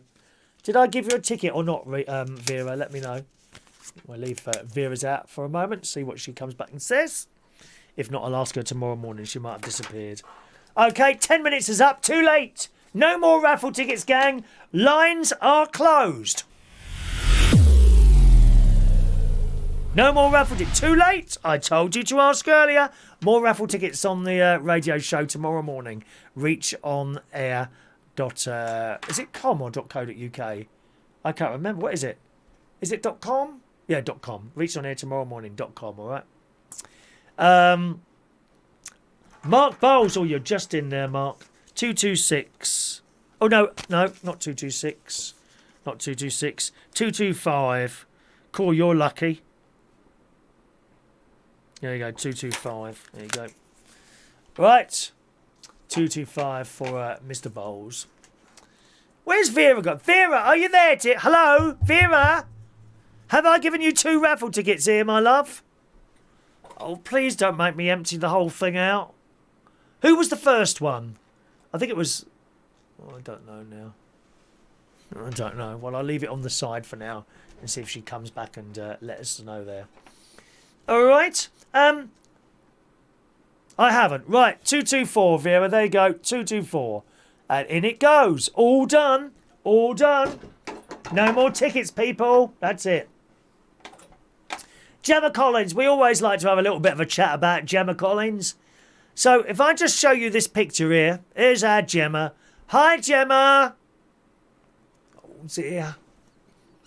What a lovely little outfit. Isn't it? There we are, Gemma. How are you, love? All right. In the Daily Star, Gemma Collins is on a mission. And she certainly isn't messing about when it comes to overhauling her lifestyle. She's 40 now.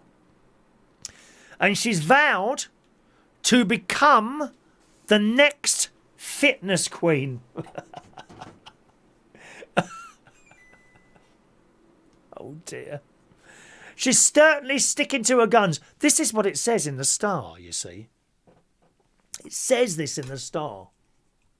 If her latest Instagram posts are anything to go by. Firstly, Gemma models a sports bra and leggings as she's got to work on combating all of the underarm candy using a 12-kilogram weight. The age-defying bombshell. Now, age-defying bombshell, I said. Are you telling me that she doesn't look 40? Please, I mean, am I missing something here? The age-defying bombshell looked stunning. No, I still can't see it. As she rocked zero makeup, well, I can see that, along with a high ponytail, as she got to it, showing her legions of fans. It's easy to stay in shape. Well, I'm sorry, Gemma, when are you going to start, love? Because I can't see it. In the inspirational video clip, Gemma explains, now girls and guys, all you honeys following me, people are scared to use weights because it thinks it's going to bulk them up, but actually it gives you definition. Well, have you just started, love? Where's the definition then? Show us. Where is the definition? Oh, I don't know. The Diva Forever star didn't stop there as she took to her outdoor pool for a further workout while wearing weights on her ankles. Showcasing her level of fitness and how far she's come, the TV starlet even started running in the water. Am I missing it? Can I just not see it with my own eyes or what? I don't get it. Floods of comments gushed in as the post landed on social media. Such an inspiration, beamed one person. Another says, petition for the GC to open us a fitness account. Another says, she's an icon. While others laughed that they didn't have paddling pools big enough. I just can't see it. I cannot see a level of fitness or any weight lost. Is it me? Am I losing my eyesight or something like that? Is that what it is? As Gemma said, has shed a whopping 3 stone in weight, it says here. She no longer required her size 26 wardrobe. So she's decided to flog some amazing one-off pieces that had only been worn once for filming for just £10 an item. There you go. It'd be all right. Here, Reese, Charlie, Paige, Ollie. If you want a tent, Gemma Collins is selling them now. You'll all be able to get under one of those. All you need is a bamboo stick to put up in the middle. Instead of throwing out her clothes, she offered the opportunity to snap up the deal of a lifetime. You too could own an item of clothing worn by Gemma Collins. Who wants the knickers? Anyone? Oh, I don't see anyone's hands up yet. Would you like to own a pair of Gemma Collins knickers? That's the question. Anyway, you decide what you want to do with that one, my darlings, all right? Fran Green says stunning. Fran.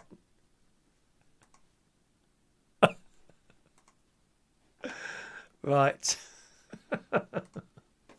Okay, I suppose we better open the phone line in case anyone wants to call in tonight. This doesn't often happen.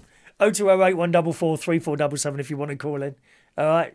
Doesn't matter whether you do or not. It's up to you. You can call in if you want. I've seen a few stories like this over the years about people. Gary Ross says, yes, I'd sniff her bloomers. Oh, Gary, you're filthy. Filthy. What, when you got that beautiful lady that you're with, your beautiful wife, Leslie, and you go with Gemma Collins? Oh, God, no, dear. Chuck him out, Leslie. Sling him out the door, my love. Sling him out. Keys as well. Put the bags, put his clothes in black bags at this very moment and stick them outside your Northern Ireland house. Cheek.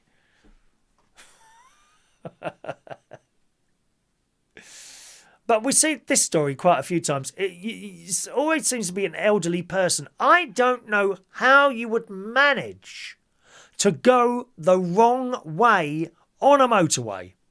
That is beyond me. How do you do it? You can't even get onto it. I don't get it. A shocking in the Sun. 721 drivers. Do you know, I think I've seen it. Once. I've seen it once. I've seen someone going the wrong way on a motorway before. I have seen it once. I'm serious. The Sun reports 721 drivers have gone the wrong way on a motorway in the past 5 years. They included motorists who reversed or made U-turns in the main lanes and those who got slips all round the wrong way. I don't know how you can do that. She said they were often elderly or confused. I said that to you, elderly, didn't I? High on drink or drugs, or were being chased by the police.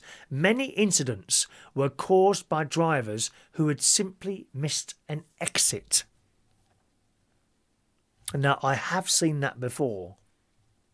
People have literally got just past it and stopped and reversed back. So dangerous.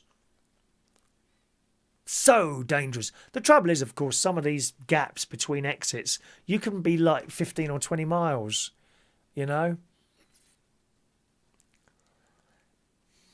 In total, the police have dished out 17,775 tickets for motorway offences since 2016.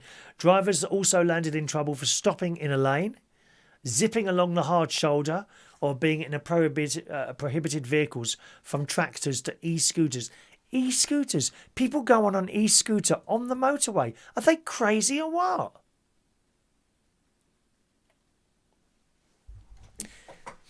Police in England and Wales have also handed out 469 tickets for pedestrians walking next to motorways, usually people out of petrol or migrants getting out of lorries. Where's Pretty? Pretty! Pretty, there's some people on the motorway, girl! Pretty! Quickly! Auto Express collected the figures from 28 police forces, said almost every collision is caused by human error. And while this can never be eliminated, it's difficult to fathom the thought processes that cause people to make a U-turn on a motorway. You must be crazy to do that. Even if you can't see anything behind you, the cars are moving so quickly, they come out of nowhere. It says little will change until we can move away from heated debate around motorways and improving drivers' behaviour. Because driving behaviour is pretty bad these days. I mean,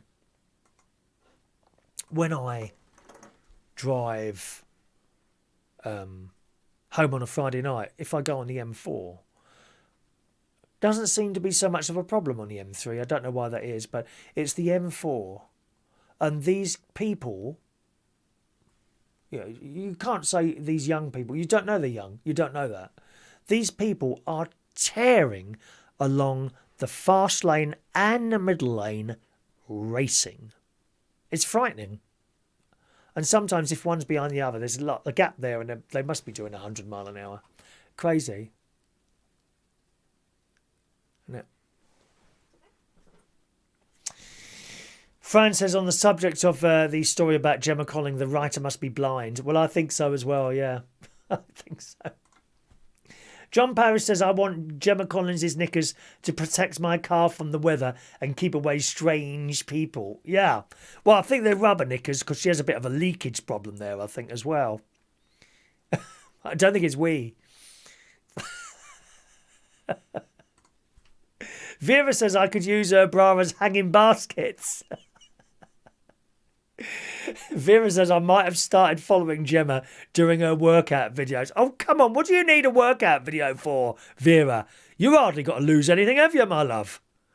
Do you know, I'm really hungry now. I'm looking forward to my apple and banana before bed. And a cup of tea. Reese says, I once saw a white Audi being chased by an undercover police car, and it was in the fast lane of the motorway. It then cut across all of the lanes and went onto the exit on the very edge part of the white lines that you aren't meant to go on. There's a lot of that going on. I'm sure there is, Terrible, really. Let's take a call, finishing 008. Hello, who's on the line, please? Hello, it's George again. Hello, George, all right? Yes. Did you read my email? No, I haven't got onto that yet, funnily enough. Forgot about that. So much to do, George. Why is your name not coming up anymore? No one's names comes up on the things anymore. I don't know why that is. It's the update you had. Where are you? There's you there. Strange. No names are coming up. Wonder if I can add contacts. I suppose so. Let's try and add contacts. Will that work? No, that doesn't work either. Add contacts. No. Oh, well. Never mind. Yes. Yeah, it's the update. Yeah, you were saying. Because it's done exactly the same thing to my Skype the other day. Oh, has it? All your names have disappeared, have they? Yes. I mean, the list of names is there, but when you call in, I'm only getting the numbers up, and the name doesn't come up with the number for some reason. But it doesn't matter, because you can always tell me. What have you been doing then, George? Anything exciting? Not really, no. No? No. Right. I went to the town festival yesterday. All right, and what was all that? What was going on there? It meant to be like a Northampton like a Northampton Balloon Festival. Like a balloon festival, did you say? Yes. Okay. And what's all that about? It's like you have like rides and there's like rides and tents in there as well where you can go into, and there's like where you can buy stuff, have a go with rides. What did you go on? Hook a duck. The what? Hook a Hook a duck. duck. Oh, I know hook a duck, yeah. My nephew's very good at that. Yeah. We did that at Haven Holidays and he won. Well, you've seen it before. My big pink flamingo, that was one on the hook a duck. Yeah, mine's one of those. Have you ever seen them on TikTok? One of those octopus. And if you're not happy, it's got a sad face, and you turn it over, it's got a smiley face. No, I haven't seen that. Is this something you buy? You can buy them, yeah. Octopus. Yeah, octopus. I don't know what they're called. Oh, those legs. Yeah, I saw this Chinese woman. She eats really strange things. She's on TikTok. Have you seen her? No. Oh, it's horrible. Anyway, she tries to eat this octopus, only it's still alive and it clings to her face. Good. Oh, she's horrible. She eats all these things. She had this plate full of crabs and she sprinkled some sort of sauce and they all started jumping out of the plate. Oh, it's horrible. Horrible watching that stuff. I can't think of her name. Has anyone seen her? Know her name on TikTok? Chinese. It might not be Chinese. It might be one of the Asian countries there. And she just eats really odd things. A lot of them seem to be sea creatures. Horrible. Yeah, I do quite a lot of TikTok videos. Do you? With Lily. Yeah. Oh, Lily. How is she? All right? Yeah, she's coming in Tuesday. We're going fishing Lovely. Wednesday. Are you going to Skegness fishing or? No, just Downcast, Ashby, Northampton. Not far from where you are? Yeah.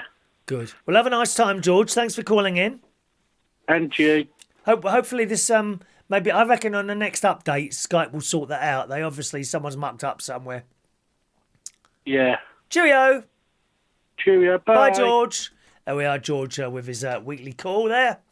Dogs. John says the lady eating odd food is Sherry. No, it's not Sherry. Oh, it's horrible. It's just horrible watching it. Really is. Dogs. My sister and brother-in-law have bought 2 new dogs in Cyprus. They are rescue dogs. Here is a picture of them. Look at that. There they are. And they're being imported here to the UK very soon. The dog on the left, a Rottweiler. His name is Merlin. They have named him Merlin. He's lovely. Now, I'm not sure what the dog's name is on the right. He's a Springer Spaniel. They already have a Springer Spaniel at the moment who's quite old. Okay. And is also now deaf. Bless him. He's a lovely dog. He's called Barney, the dog that they have at the moment. I'm not quite sure what the new Springer Spaniel is going to be called. But there they are. And there's certain things that they have to do to be able to bring them in from Cyprus. They went out there to buy a Rottweiler because they're only 500 quid there. Over here to buy a Rottweiler, you'd be looking at something like £2,000. It's an awful lot of money for a dog, really. But they are rescue dogs, okay? And that's what they're bringing back, aren't they gorgeous? Have you ever lost a pet at all? Anyone ever lost a pet? Cat, budgerigar? We lost a budgie years ago.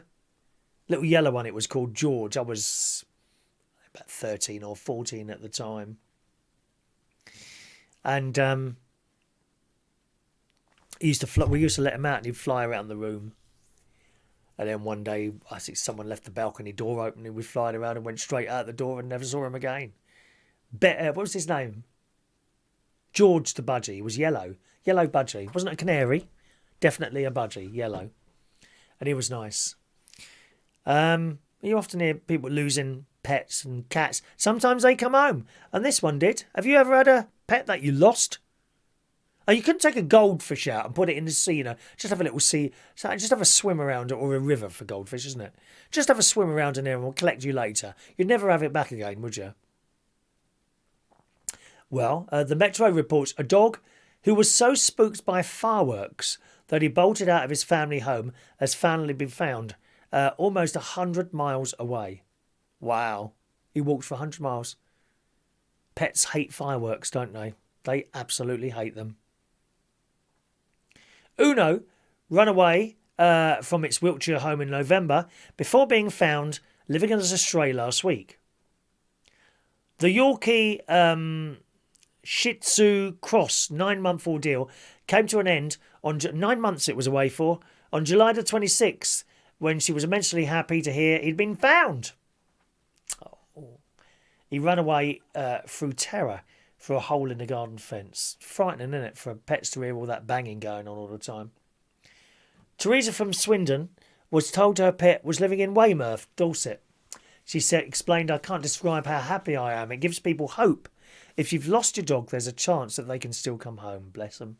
It was heartbreaking to see my grandchildren get so upset and suffer for a month.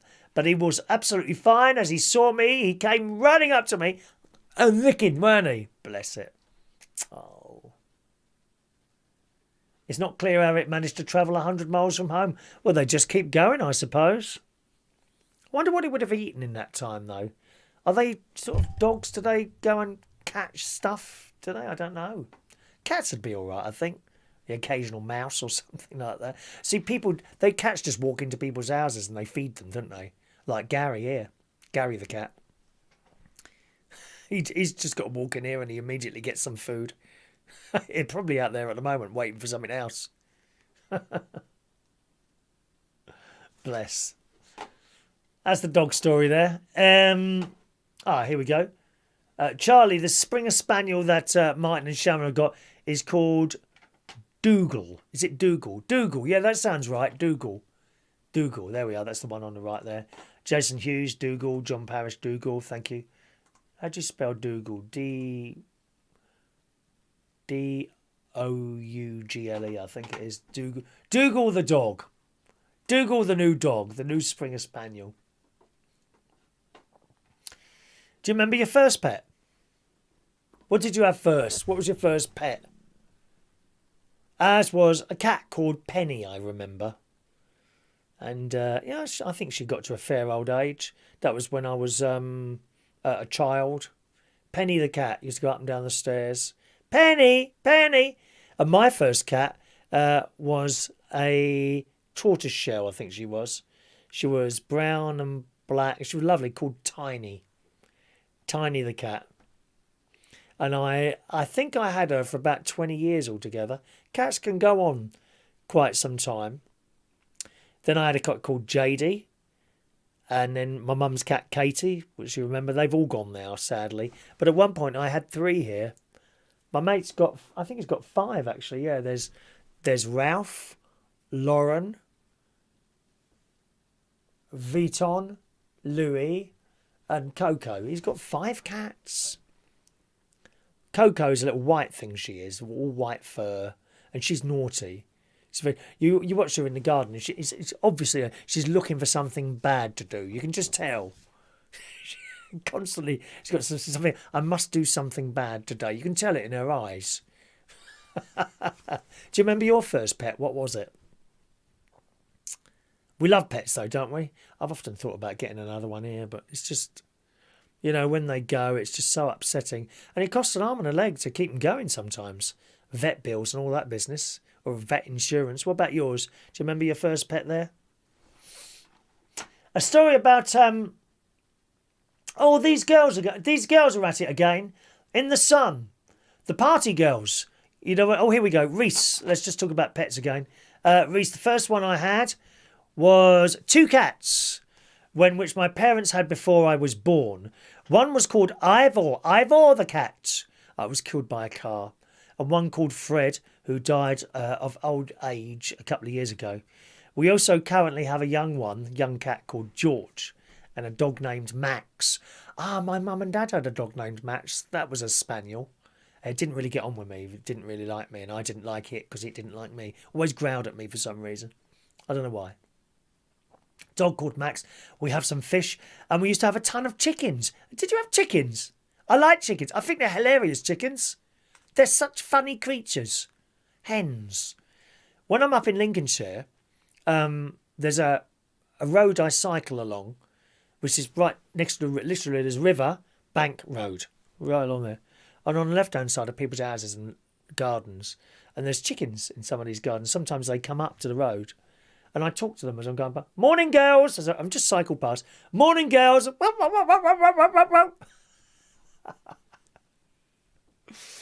Oh, a friend of mine's got chickens as well. And he said, they've had babies. And I went out to his yard. He's got a lovely place he has. He used to live close to me and he'd moved out to Lincolnshire. He's got this house and it's just all countryside and lovely. He said, come and see the chickens, Chris. And he called them. And so he calls them out and the mum comes out first, followed by all little identical mini chickens. It's so funny. I think they're hilarious. Morning, girls. The girls are here. And they're really friendly chickens. If you can become friends with them, they do seem to make good pets. I've seen YouTube and TikToks of people sitting there petting their chickens, sitting on their laps and talking to them and all that. I think they have a really bad time, chickens. You see some horrible videos of them, being in mechanised sort of slaughterhouses. It's just horrible. Reese, as was also a spaniel, a golden cocoa spaniel. Sounds lovely. Fran, my pet was a blue-tongued chow named Blue, which she loved very much. The blue-tongued chow. I love it. Mandy, the first pets I can remember were 2 minor birds. Believe me, our mum told my dad to get rid of them. Really? Were they swearing? Vera, my first pet, was called a cat, called Cuddles. Oh, Cuddles the cat. And John Paris, many moons ago, my dad got me a corgi. I named him Montague, named after the road we got him in Petticoat Lane, in London. Died after a month as he had no certificates. Oh, sorry about that. Reese says there's some nasty people on TikTok who forced feed chickens chicken nuggets and cows beef. Is that right? Horrible, isn't it? Have you seen those snake videos, Reese, on YouTube as well, where they feed snakes live things? Oh, it's horrible.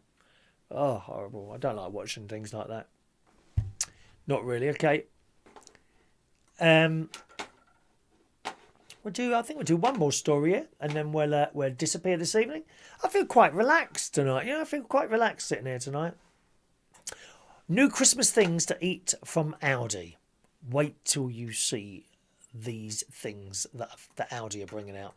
Sorry, not Aldi, Asda. Asda. Did I say Aldi then? Oh, I've put... Hang on, let me see. No, I've put Asda. Asda. New Christmas things to eat for Asda. Eat at Asda. All right, wait till you see the pictures of this. It's in the sun. Well, I know it's a little bit early. I know that, right? Well, August, September, October, November, December. 5 months, 4 months. Have you selected what presents you're going to get me yet this year, please, Paul? I do hope to receive quite a few boxes in the post. The countdown to Christmas has officially begun, it says in the sun. It's 140 days away, but never too early to start looking forward to festive food. It may be bigger than ever for British people too, as COVID restrictions separated many families last year. I think I was on my own last Christmas.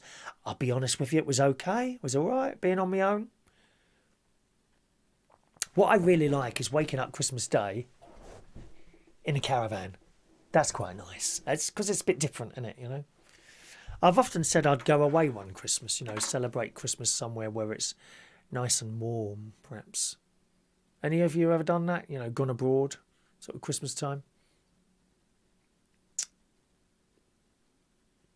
At Asda, shoppers may be able to get their hands on everything from a candy cane sausage rolls and pigs in blanket subs to a cake shaped like a bauble. Wait till you see the cake. You will want one of these cakes.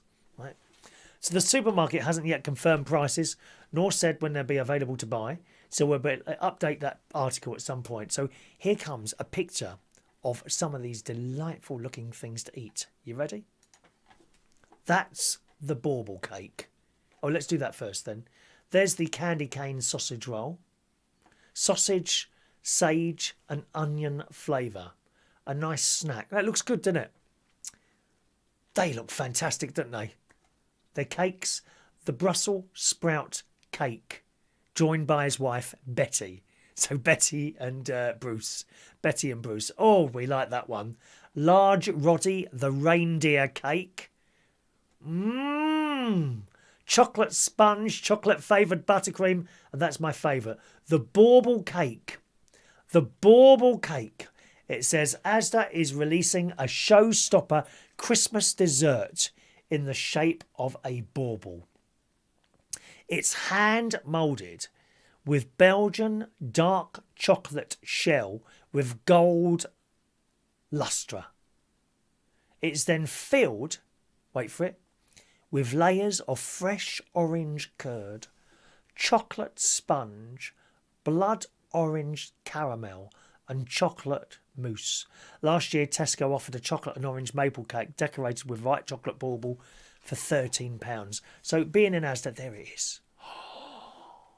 Oh, I've got to have one of those at Christmas. Can we get one of those at Christmas, please? Are you liking the look of that? Oops, where's that gone now? There we go. Were you liking the look of that? I think you might like one of those. That's the Asda Christmas food coming up, all right?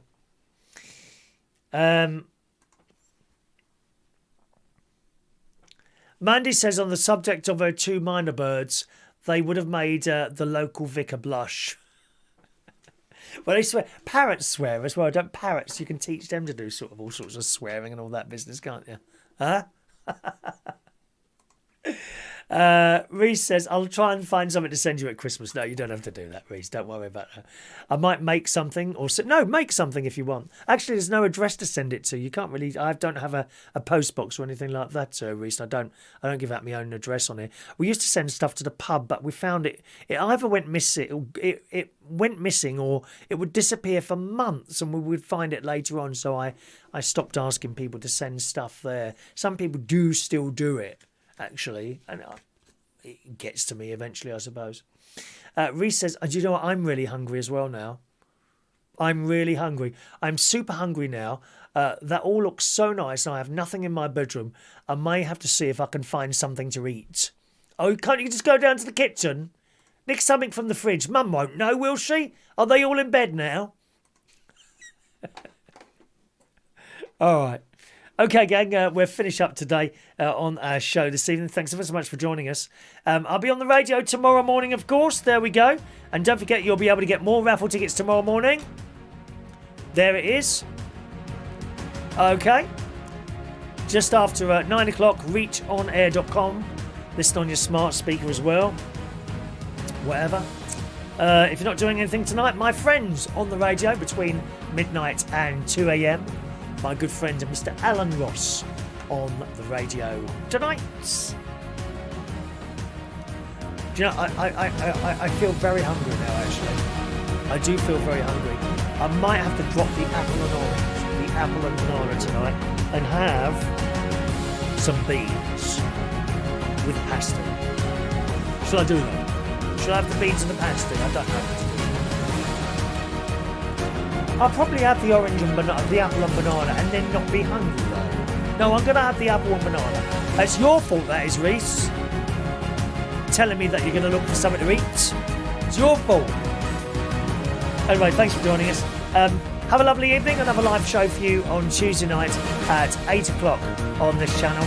I'll see you tomorrow morning just after 9 o'clock for the radio show. Enjoy the rest of the evening. Thanks so much for listening. Bye-bye.